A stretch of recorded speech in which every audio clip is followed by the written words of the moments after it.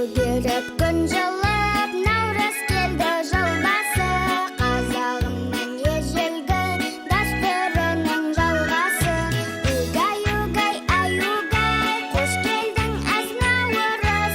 Угай, угай, ай угай, қош келдің әз наурыз.